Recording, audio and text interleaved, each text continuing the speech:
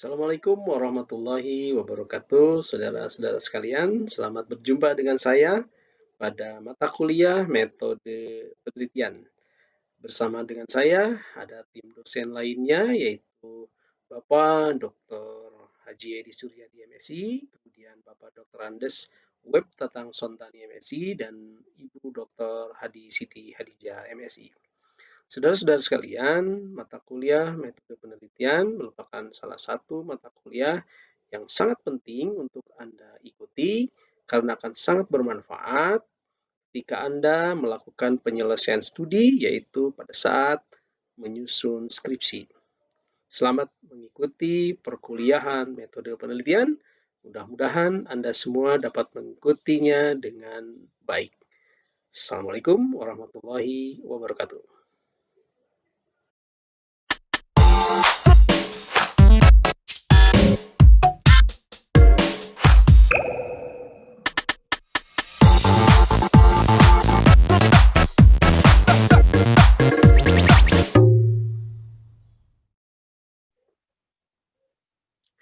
Bismillahirrahmanirrahim. Assalamualaikum warahmatullahi wabarakatuh.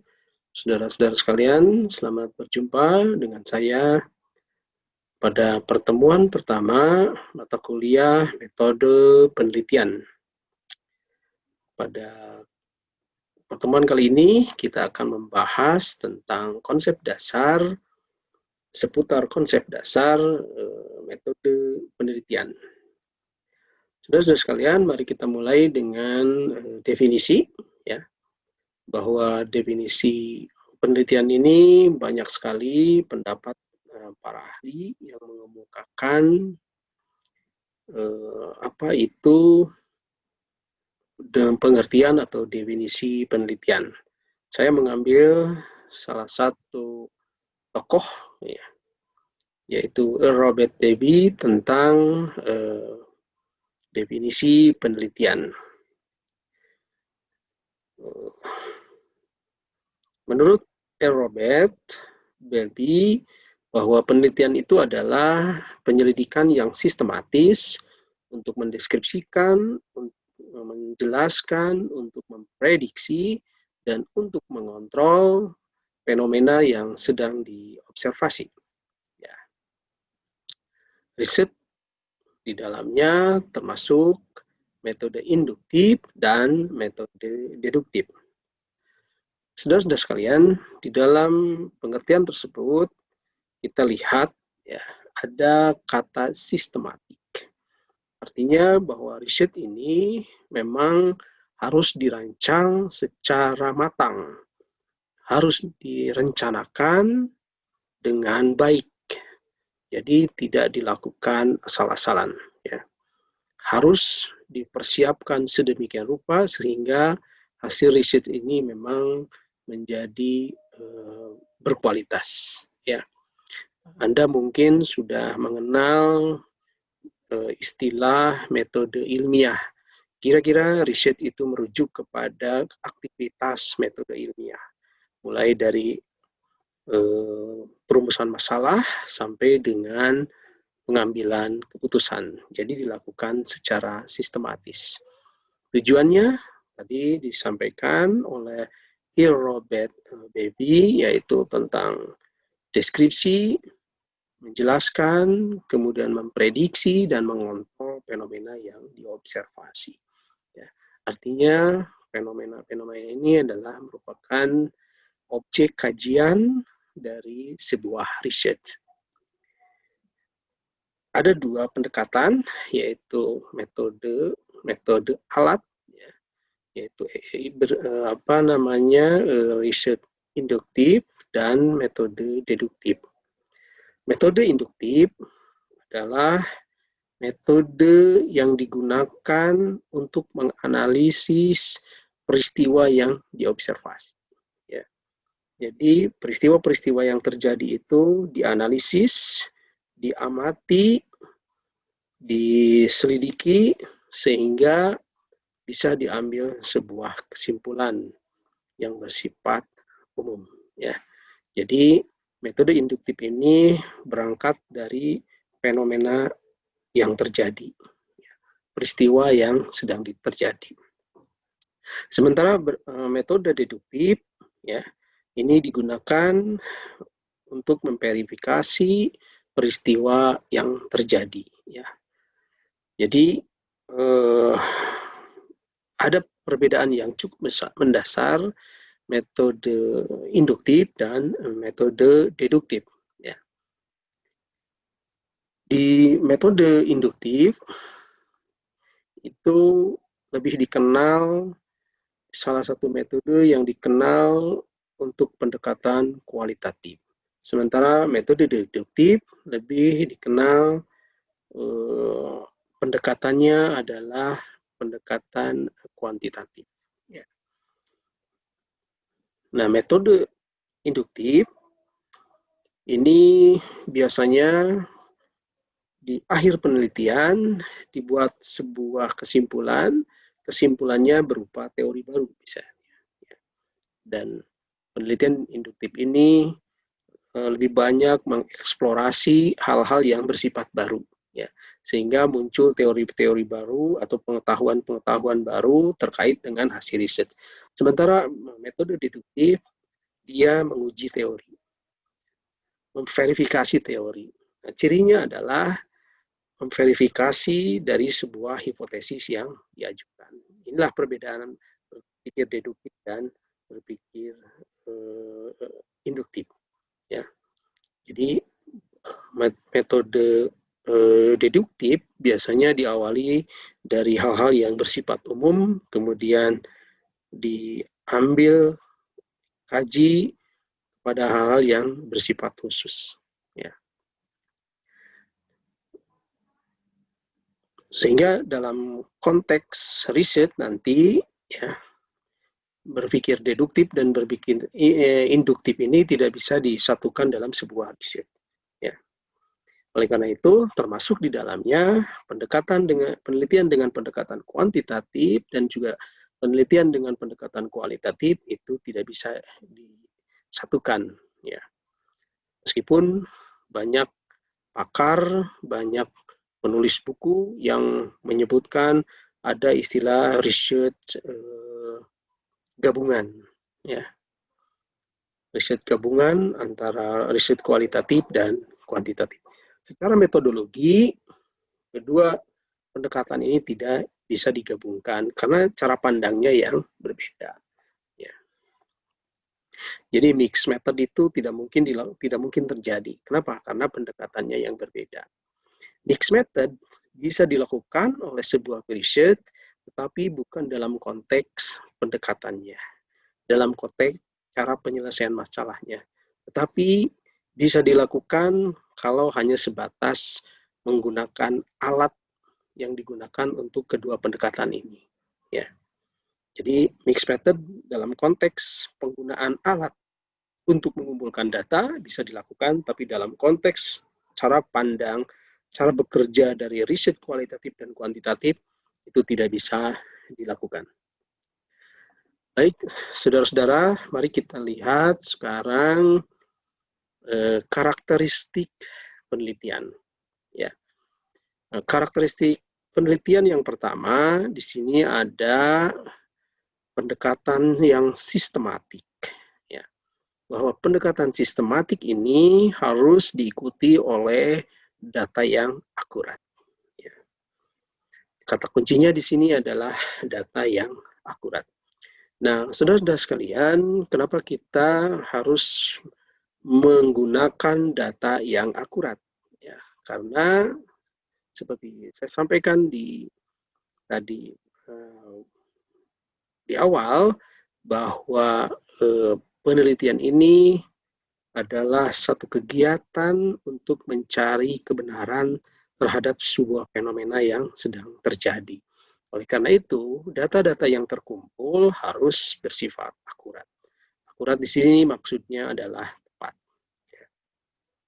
Saudara, di dalam konteks riset, nanti kita akan berhubungan dengan dua istilah atau dua terminologi. Yang pertama ada yang disebut dengan akurat, dan yang kedua ada yang disebut sebagai presisi. Ya. Kalau akurat berarti sesuai apa yang kita harapkan. Ya. Data akurat berarti data yang kita kumpulkan sesuai dengan tujuan penelitian yang kita harapkan. Ya. Jadi informasi yang kita dapatkan memang bisa menggambarkan objek yang sedang kita teliti. Itu namanya akurat. Ya. Sementara yang disebut presisi adalah konsistensi dari informasi atau data yang kita hasilkan. Nah, sebetulnya informasi yang kita dapatkan itu harus bersifat akurat dan juga harus bersifat presisi. Ya. Karena kedua-duanya ini menjamin kualitas informasi atau kualitas dari riset itu berjalan dengan baik. Nah, oleh karena itu, saudara-saudara, ketika Anda melakukan riset, maka salah satu hal penting ketika Anda terjun ke lapangan untuk mendapatkan data yang akurat atau mendapatkan data yang memiliki presisi yang tinggi adalah ketika Anda menentukan responden yang tepat. Ya. Menentukan responden yang tepat ini salah satu kunci penting memperoleh informasi yang akurat. Ya. Nah, bagaimana caranya Anda mendapatkan responden yang tepat? Tentu saja Anda harus memastikan objek riset apa yang mau Anda kaji. Ya. Jadi responden ini ada kaitannya dengan objek penelitian atau variabel penelitian yang sedang Anda kaji. Ya. Berhati-hati dengan responden karena kesalahan menentukan responden akan menyebabkan data tidak akurat, akan menjadikan informasi tidak berkualitas, dan tentu saja risetnya juga tidak berkualitas. Kemudian yang kedua, saudara-saudara sekalian, bahwa riset itu harus berdasarkan berpikir logis. Ya. Harus berdasarkan pemikiran yang logis. Baik menyangkut pendekatan induktif atau metode induktif dan metode deduktif. Ya, inilah salah satu ciri penelitian, harus berdasarkan alasan yang logis atau pendekatan yang logis ketika berargumentasi atau menyampaikan ide gagasan yang kita tulis di dalam hasil riset kita. Nah, ini penting, saudara, ya. Logical reasoning ini, cara berpikir yang logis ini harus menjiwai semua riset, mulai dari penentuan judul sampai dengan kesimpulan dan saran itu harus dibangun berdasarkan reasoning logical atau logical reasoning, ya. Jadi tidak bisa kita membuat argumentasi yang tidak berdasarkan logika. Ya, ini penting, saudara-saudara sekalian. Nah, logical reasoning ini akan muncul ketika misalnya Anda ditanya oleh penguji ketika atau pada saat ujian sidang. Contoh misalnya, kenapa Anda tertarik mengkaji objek penelitian atau variabel masalah variabel X misalnya. Nah, ini jawaban Anda harus berdasarkan logical reasoning.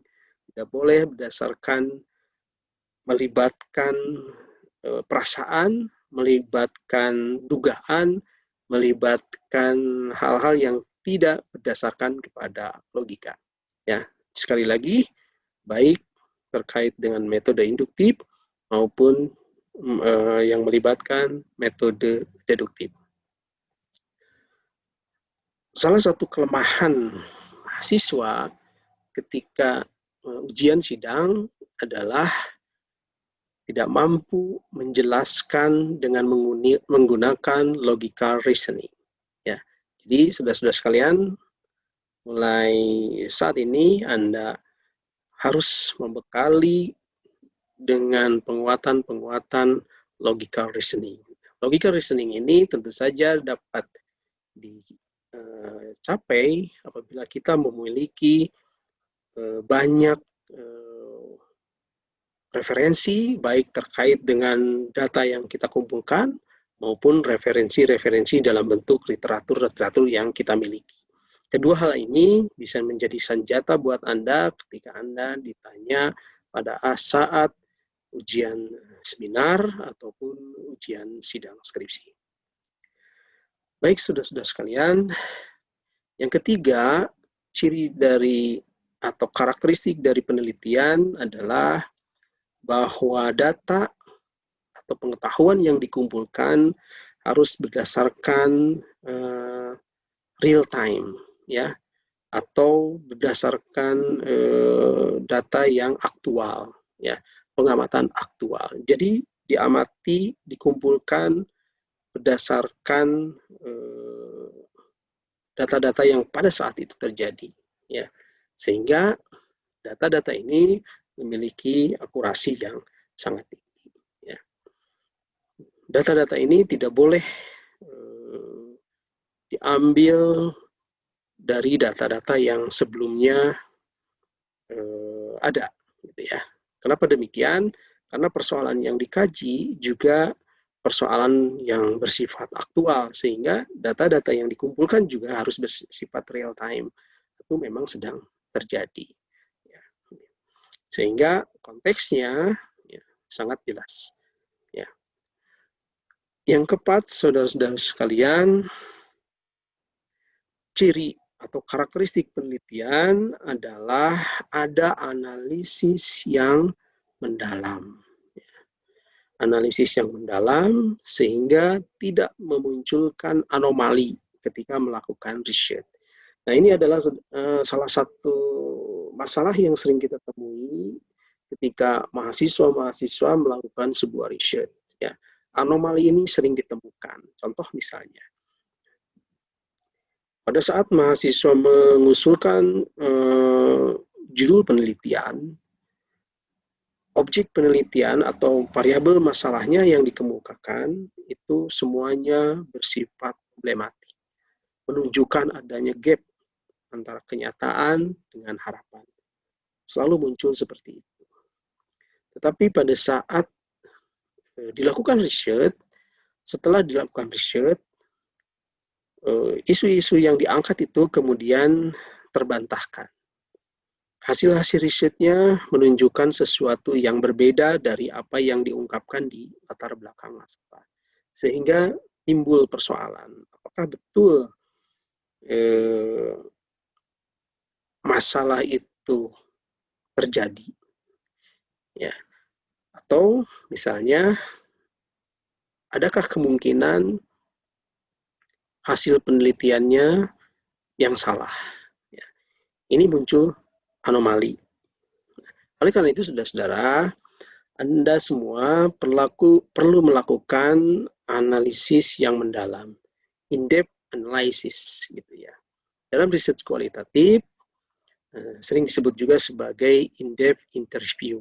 Jadi, ketika data yang sudah kita kumpulkan melalui instrumen tertentu, untuk melihat makna yang lebih dalam, maka kita perlu melakukan analisis yang mendalam.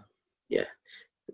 Nah, ini saudara-saudara sekalian perlu dilakukan. Misalnya contoh begini, kinerja guru itu adalah rendah. Ya. Kita tidak harus sampai pada kinerja guru itu rendah, ya. Tapi kita perlu mengklarifikasi betulkah kinerja guru itu rendah, sehingga hasil-hasil riset yang menunjukkan atau kesimpulan riset yang menunjukkan kinerja rendah itu perlu kita pertajam. Betulkah kinerjanya itu rendah? Ya. Kenapa rendah? Apa yang menyebabkan rendah? Dan lain sebagainya. Ya. Jadi ada tambahan informasi terkait dengan deskripsi awal dari hasil penelitian. Ini yang dimaksud dengan in-depth interview atau in-depth analysis. Ya, menganalisis itu kan mengurai. Ya, artinya kesimpulan yang sudah didapat kemudian diurai, dijelaskan lebih detail, sehingga informasi yang didapatkan dari hasil riset itu menjadi lebih luas atau lebih lengkap atau lebih komprehensif. Baik, saudara, itu yang keempat. Yang kelima, research create a set of for generating new question. Ya. Jadi riset-riset itu ya sangat mungkin memunculkan pertanyaan-pertanyaan baru gitu ya. Itu sangat mungkin memunculkan pertanyaan-pertanyaan baru. Ya. Nah inilah kenapa riset ini karakteristik ini muncul dan mungkin bisa muncul dengan adanya kegiatan in-depth analysis gitu ya. Jadi ini sangat mungkin. Ya, mungkin pertanyaan-pertanyaan baru ya. Apalagi di riset-riset yang bersifat kualitatif ya, itu pasti memungkinkan muncul pertanyaan-pertanyaan baru ya. Karena di penelitian kualitatif itu sifatnya adalah explore, mencari sesuatu yang baru sehingga mendapatkan pengetahuan yang baru ya. Beda dengan penelitian kuantitatif. Teorinya sudah ada, hipotesisnya sudah ada, kemudian tinggal dibuktikan apakah hipotesisnya itu benar atau hipotesisnya salah ya. Itu sifat dari penelitian kuantitatif. Sementara yang kualitatif tidak gitu ya. Jadi kita menjawab pertanyaan itu kemudian sangat memungkinkan muncul jawaban atau hipotesis atau pertanyaan-pertanyaan yang baru ya. Oleh karena itu saudara-saudara, dalam riset kualitatif biasanya muncul hipotesis lebih dari satu ya. Ketika si peneliti melakukan pencarian data ya, melakukan pengumpulan data, itu sangat mungkin muncul pertanyaan baru dan sangat mungkin dari pertanyaan baru itu muncul hipotesis. Hipotesis di pengumpulan data selanjutnya dibuktikan, misalnya tidak terbukti, diduga lagi hipotesisnya seperti ini, muncul terus seperti itu. Ya, itu bedanya saudara di riset kualitatif dengan kuantitatif. Bagi Anda yang menyenangi eksploratif dalam berpikir gitu ya, itu sangat bagus kalau Anda melakukan riset yang bersifat kualitatif. Sementara yang Anda menyenangi kegiatan yang bersifatnya matematikal atau statistik, itu mungkin sebaiknya melakukan riset penelitian dengan pendekatan kuantitatif. Saudara, yang keenam, karakteristik dari penelitian itu adalah riset is analytical in nature ya, bahwa penelitian itu bersifat analisis ya, harus bersifat mengurai ya, harus merinci ya. Makanya kalau kita lihat dari definisinya seperti tadi yang disampaikan Robert Debye itu, bahwa penelitian ini tujuannya adalah mendeskripsikan, kemudian menjelaskan, memprediksi, dan mengontrol ya. Jadi keempat kata tadi mewakili riset sebagai kegiatan analisis ya. Kemudian yang ketujuh saudara, karakteristik penelitian itu adalah akurasi ya. Akurasi itu merupakan salah satu aspek penting dalam kegiatan penelitian. Ya, ini ada kaitannya tadi dengan karakteristik yang pertama, bahwa pendekatan sistematik dalam penelitian ini harus diikuti oleh data yang akurat. Nah, ini dikuatkan lagi oleh karakteristik yang ketujuh, bahwa akurasi merupakan aspek penting dalam kegiatan riset. Ya. Ini saudara, jadi sekali lagi ya, akurasi ini sangat berkaitan dengan responden ya. Oleh karena itu Anda harus betul-betul memastikan siapa responden yang akan terlibat dalam riset ya. Apakah responden yang kita pilih ini betul-betul bisa mewakili data yang akan kita hasilkan atau tidak ya. Sekali lagi Anda harus berhati-hati ketika menentukan responden. Baik saudara, itu yang berkaitan dengan karakteristik penelitian. Nah, kemudian kita masuk ke bagian tujuan penelitian Nah, tujuan penelitian kita punya 3. Yang pertama, tujuan penelitian itu adalah eksploratory. Ya. Kemudian ada yang deskriptif, dan yang ketiga ada yang disebut explanatory. Ya. Jadi ada 3 ya. Yang pertama exploratory, deskriptif, dan explanatory. Saudara-saudara sekalian, tujuan penelitian yang pertama adalah tujuan penelitian eksploratory, yaitu untuk mengeksplorasi sejumlah pertanyaan. Masalah yang diangkat dalam penelitian ini belum pernah dikaji sebelumnya. Ya. Jadi ini sama tadi yang disampaikan oleh saya, bahwa salah satu ciri dari riset kualitatif adalah adanya sifat eksploratory. Jadi mencari sesuatu yang baru. Ya, tujuan penelitian ini diwakili oleh metode berpikir induktif atau pendekatan penelitian kualitatif. Nah, proses eksplorasi ini meletakkan dasar untuk penelitian dan pengumpulan data yang lebih konklusif. Nah, ini saudara ya, jadi kegiatan eksplorasi ini biasanya menjadi awal mula gitu ya untuk dilakukan riset-riset selanjutnya. Ya. Jadi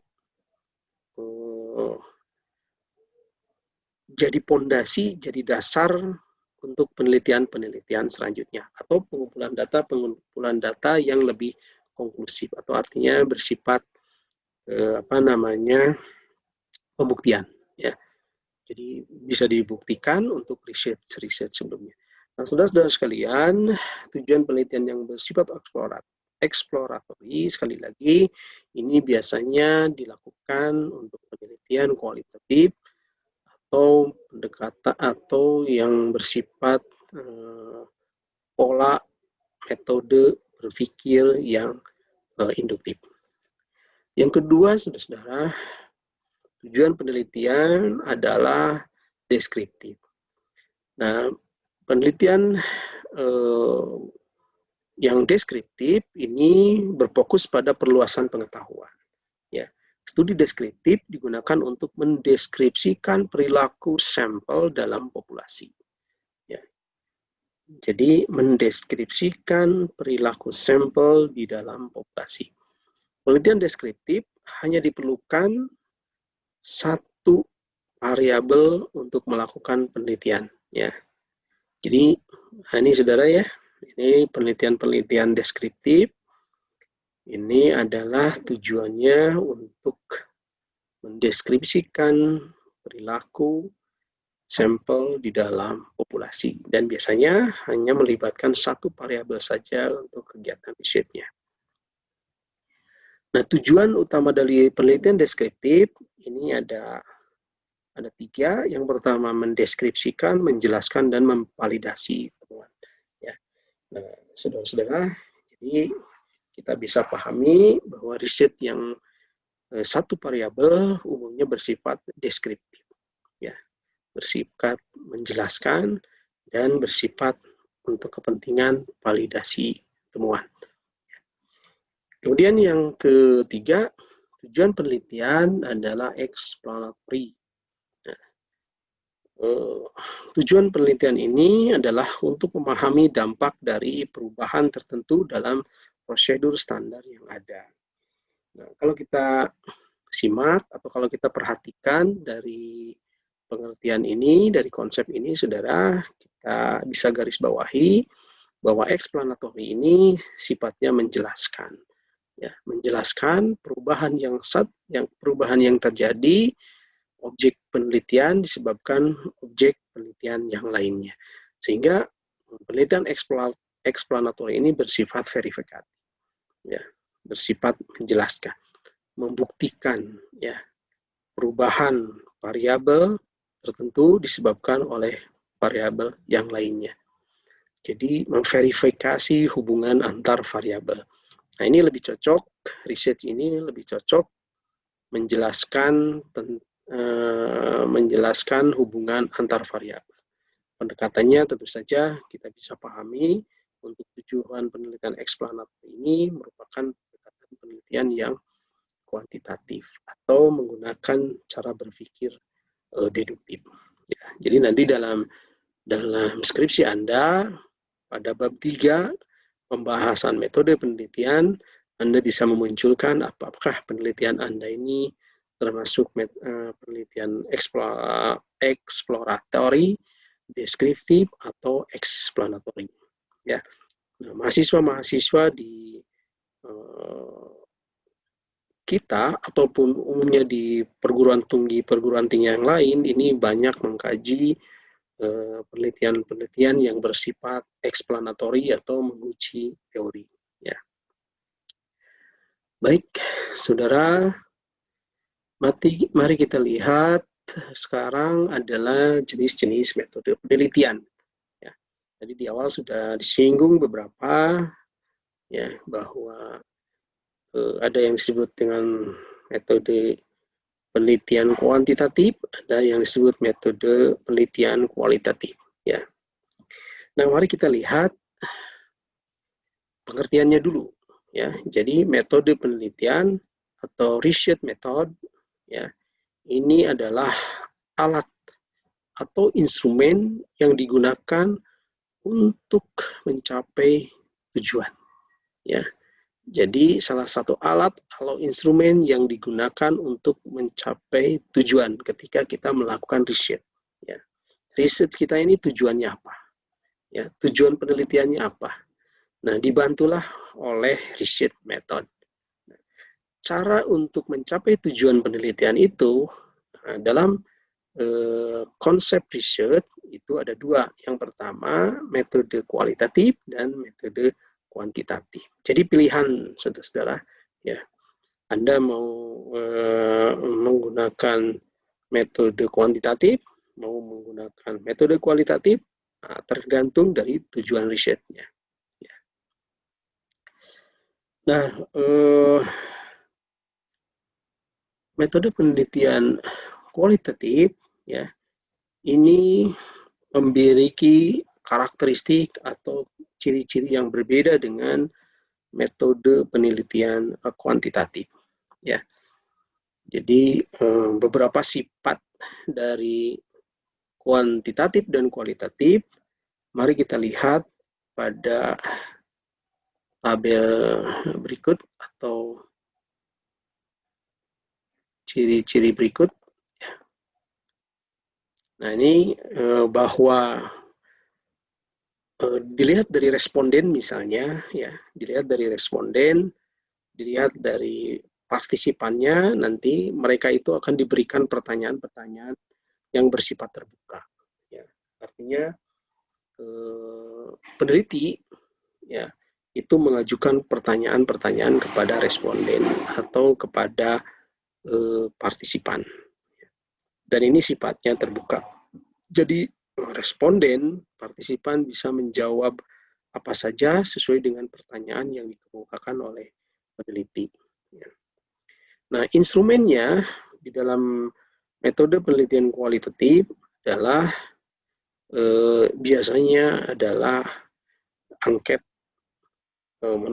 wawancara, ya, biasanya menggunakan pedoman wawancara. Ya.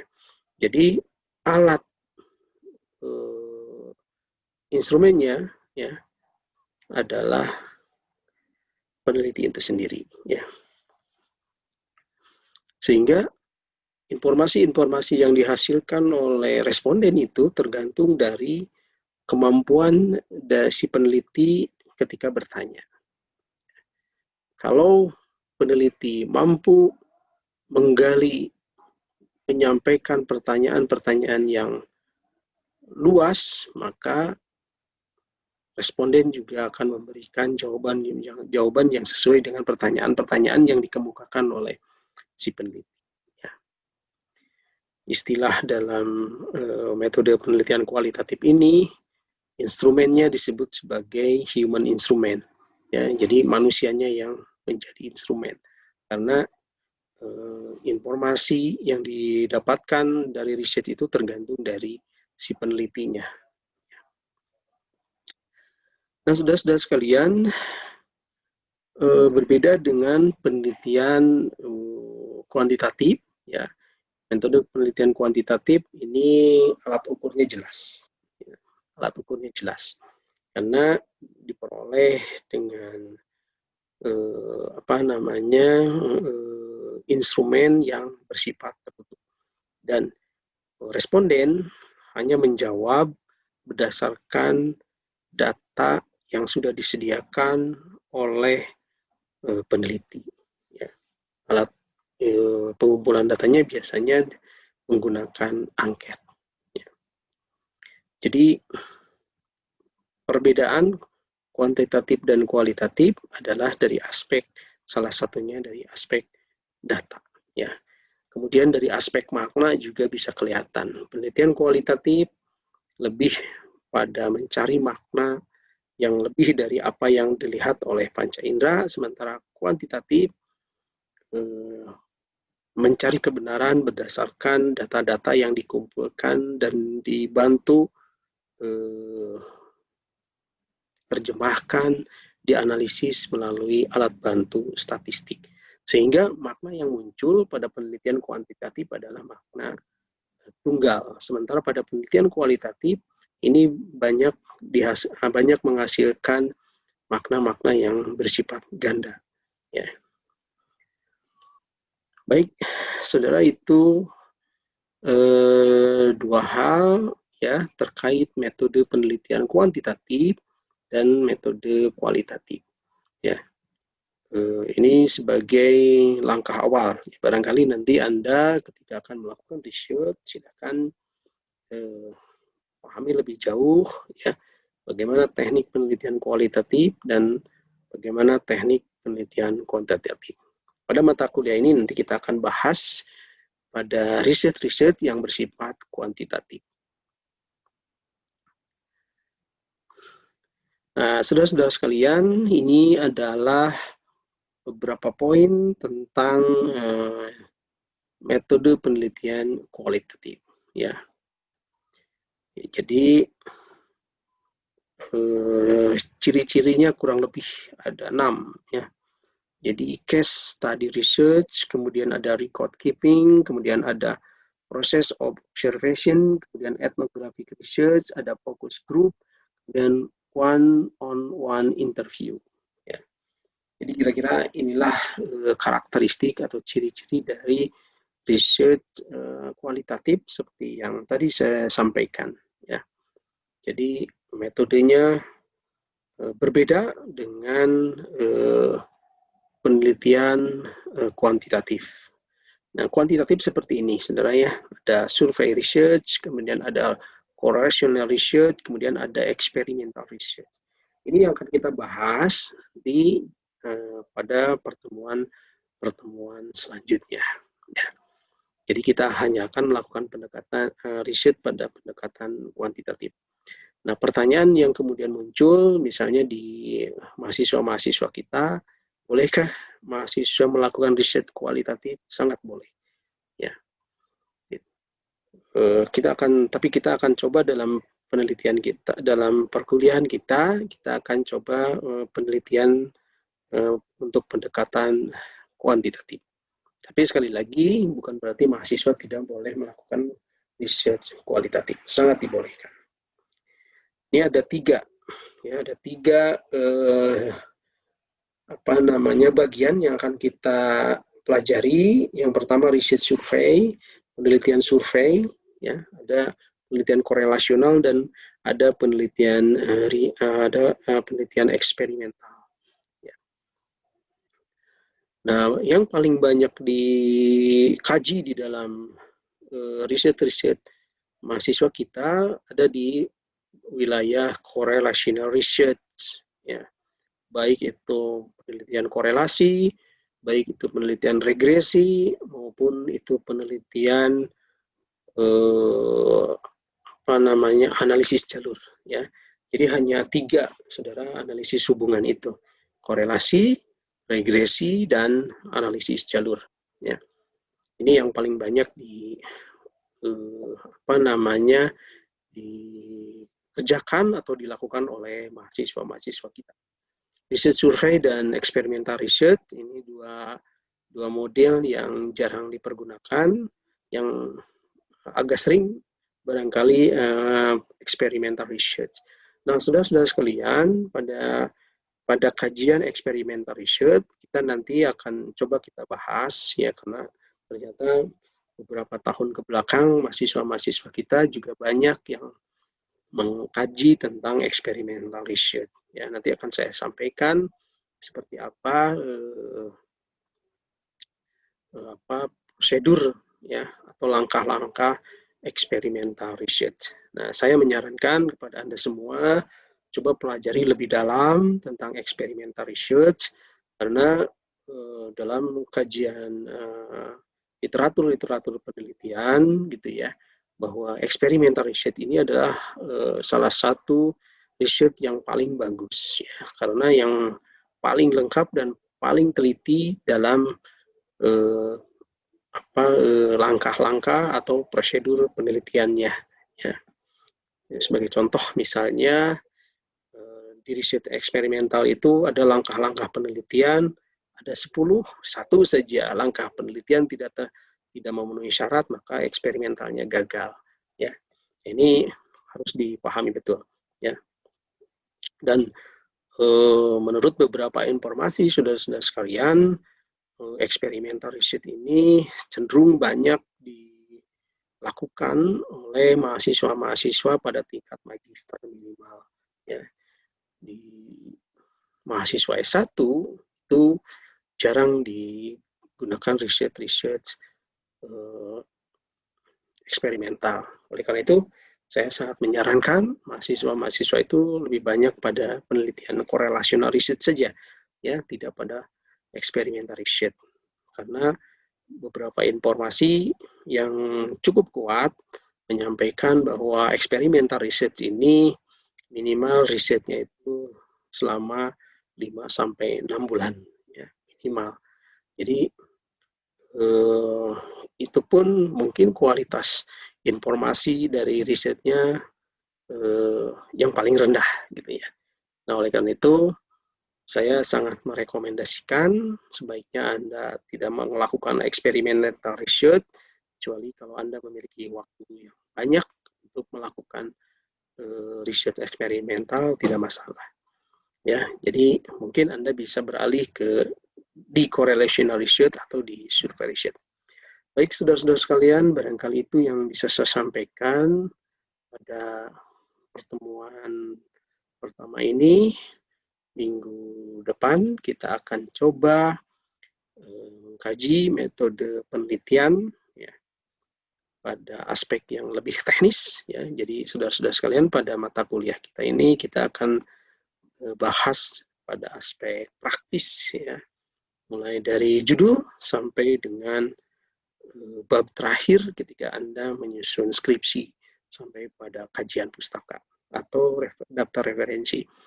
Nah, untuk minggu depan silakan Anda mulai mengkaji, mencari beberapa fenomena yang menarik untuk dijadikan sebagai bahan riset ya.